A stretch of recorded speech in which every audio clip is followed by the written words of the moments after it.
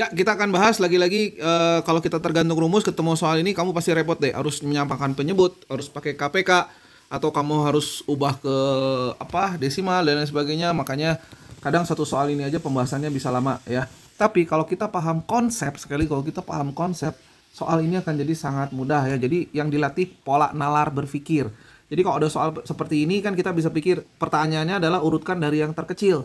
Ya kalau suruh mengurutkan pecahan dari yang terkecil nggak perlu lewat desimal, persen, atau harus menyamakan penyebut.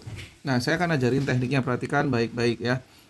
Karena selama ini berpuluh-puluh tahun pendidikan matematika kita selalu tergantung rumus. Jadi banyak anak-anak kita merasa kesulitan belajar matematika. Ya kalau rumus SD mudah. Bayangin kalau kebiasaan buruk menghafal rumus dari SD ke bawah ke SMP. Rumus SMP lebih banyak lebih sulit. Dan ke bawah lagi ke SMA. Udah siap-siap di SMA anak-anak nggak suka matematika. Karena menghafal rumusnya super banyak, super sulit. Tapi kalau dari SD dibiasakan melatih nalar, pemahaman, matematika, nggak ada masalah. Sampai SMA belajar logaritma nggak perlu ngafalin rumus. Bisa kamu kerjain semuanya deh.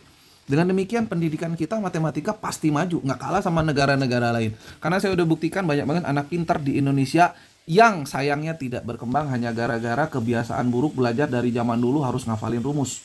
Oke, kita akan bahas deh. Makanya nanti kalau kamu lihat untuk orang tua kamu bisa lihat soal-soal CPNS itu banyak soal matematika yang melatih nalar ya, di mana nggak perlu dikerjakan sesuai rumus, nggak perlu dikerjakan sampai selesai, tapi baca pertanyaan lalu pola pikirnya nalarnya kemana gitu loh.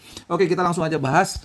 Urutkan dari yang terkecil, kita suruh mengurutkan pecahan dari yang terkecil sampai yang terbesar. Maka langkah pertama adalah tulis 0 pada pembilang. Nah, sekarang saya tanya pun pasti banyak yang nggak paham. Kenapa saya harus tulis 0 pada pembilang? Itulah kenapa pentingnya pemahaman tentang pecahan.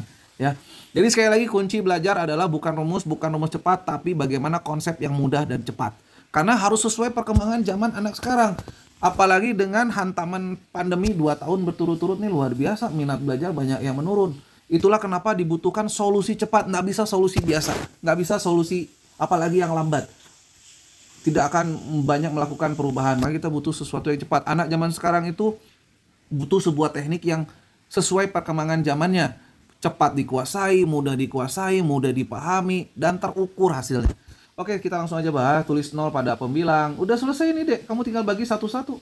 10 bagi 5, 20 bagi 4, 30 dibagi 5, 70 dibagi 10, 10 bagi 3. Cari aja yang paling dekat. 3 kan karena 9, tulis tanda plus. Karena 3 lebih sekian, 3, sekian.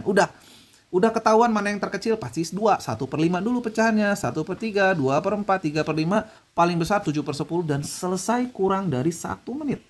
Nah kamu bayangkan kalau setiap soal kita kerjain semudah ini semuanya dengan kamu punya konsep pemahaman yang kuat. Kamu mau punya kemampuan bagus matematika sampai SMA pasti dapet.